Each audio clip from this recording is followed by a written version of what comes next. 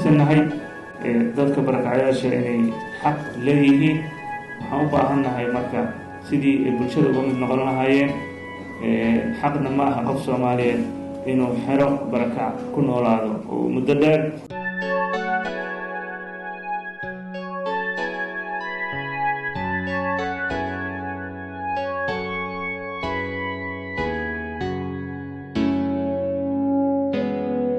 midda kale oo rabo maanta inaan digniin adag u jeediyo waxay tahay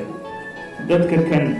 oo dalaaleyda ah oo dad barakacayaasha meel keena xero geysta si xoog ah ku haysta gatekeepers loo bixiyay dadkaas waxaan leenahay gacan adag ayaan rabnaa inaan ku qabanno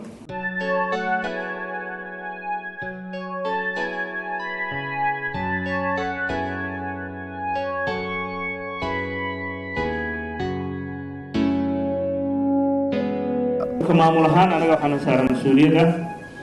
inaan xafiis furno oo arrimahaas barakacayaasha sidii xal waara loogu heli lahaa